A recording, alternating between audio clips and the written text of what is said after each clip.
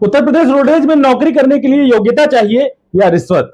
Najibabad depot से सामने आया दस्तावेज और शपथ पत्र एक ऐसे सिस्टम की कहानी बयां कर रहे हैं जहां ड्यूटी देने से पहले कथित तौर पर जेब देखी जाती है और ईमानदारी की कीमत उत्पीड़न से चुकाई जाती है। आरोप है कि चालक और परिचालकों को ड्यूटी लगाने के नाम पर 5-5 हजार रुपए की वसूली की जाती रही।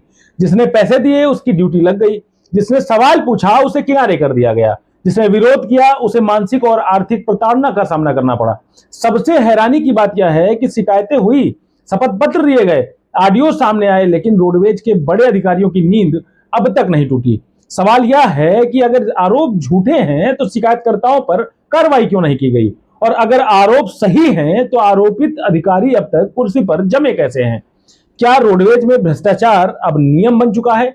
क्या विभागीय जांच सिर्फ समय काटने का हथियार है? क्या अधिकारियों को इस बात का भरोसा है कि कुछ दिन शोर मचेगा फिर मामला फाइलों के कब्रिस्तान में दफन हो जाएगा?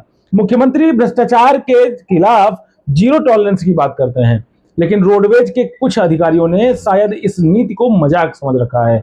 यहाँ शिकायतकर्ता कटघरे में दिखाई देता है और आरोपित अधिकारी व्यवस्था का संरक्षण पाते नजर आते हैं। यह सिर्फ 5,000 रुपए की कहानी नहीं है, यह उस व्यवस्था का आईना है जहां ईमानदार कर्मचारी को सजा मिलती है और भ्रष्टाचार करने वाले संरक्षण पाते हैं। रोडवेज के अधिकारियों से सीधा सवाल है, कब तक जांच के नाम पर खेल खेला जाएगा?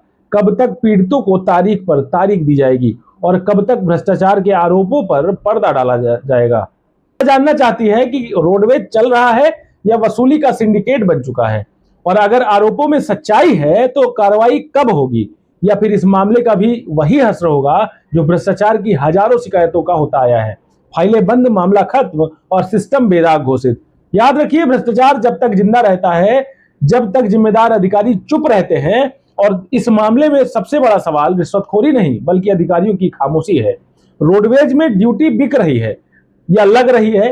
5,000 की कथित वसूली जो हो रही है उसका ऑडियो काफी तेजी से वायरल हो रहा है, उसके सबूत भी मौजूद हैं, लेकिन अधिकारियों को रत्ती भर भी फर्क नहीं पड़ रहा है। सुनिए यह ऑडियो और उसके बाद आप डिसाइड करिए और कमेंट के माध्यम से आप लिखिए कि आखिर इस मामले को कहां तक गंभीरता से लेना चाहिए। जय हिंद। ये क्या है सर, 5,000 रुपये के हिसाब से 2 पैसे।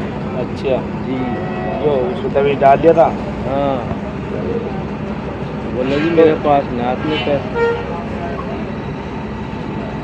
सरसों तो पड़ गया है यार, घर में पड़ जाए भाई। एक तो घर में खर्चे के लाले पड़ रहे हैं बहन जो, और 5,000 ही मांगे हैं। 5 दे बगा आदमी। 3 महीने सब तनख्वाह ना मिली थी। अब तुमसे भी मांग जा। बस हो ही रहा जैसा जी।